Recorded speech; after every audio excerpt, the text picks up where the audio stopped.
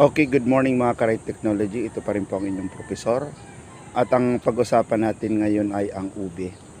Si ube ay isang potential na high value crop.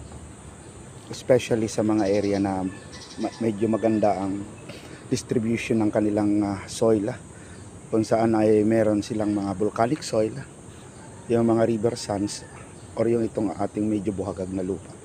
So alam natin na ang parte ng Leyte, especially yung ating root crop, the Philippine root crop industry ng ating Pilipinas ay nasa Leyte yan. Nandiyan sa BSU, sa State University, Baybay.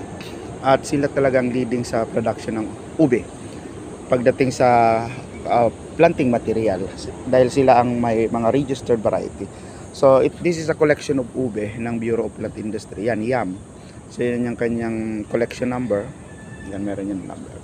So ang i-highlight ko sa inyo yung kanya pong technology na containerize sa mga urban area, and pwede nyo po siyang gawing shade. Itong taas na yan, may mga building pa. Tingnan nyo yung taas na yan, dyan gagapang yung ube to attain yung kanya pong physiological maturity at pagbebero po ng kanyang tuber or yung mismong laman. Kailangan niyang umakyat at makaklimb. So yun talaga ang growth habit ng ube, vine.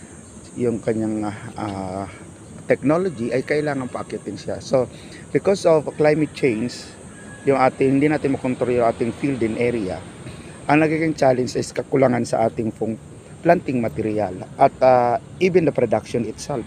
Pero kailangan natin pagpokusan kung saan tayo makakuha ng magandang klase ng binhi at pananim. Isa po ang pagtatanim sa sako, yung katulad nito, yan, na may tamang mixture. So meron tayong 1 part ng soil, dapat kailangan medyo buhaghag o yung ating sandy to sandy loam. Pangalawa is yung compost at yung composting material or mga filler material. Ayan, mga mixture katulad ng ipa, ito pong hinalo namin kusot para bumuhaghag lalo yung lupa. And the fertilizer itself, yung ating organic, ang source ng nutrients. So yan, gagapang yun dyan. At yung laman po ay ang intention for seedling production, yung tinatawag na set or yung ating pong pananim. O yan, yung mga yan. Yan.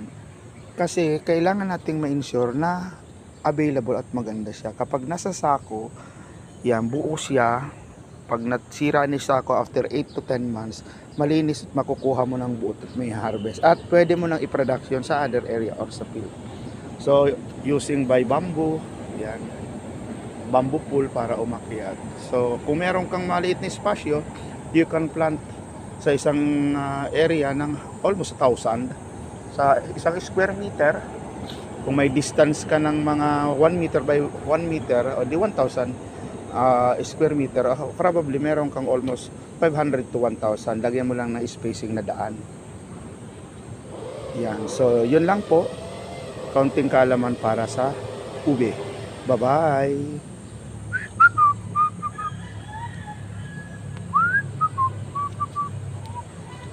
Yan. Ito naman sa susunod ang topic natin yung tugi.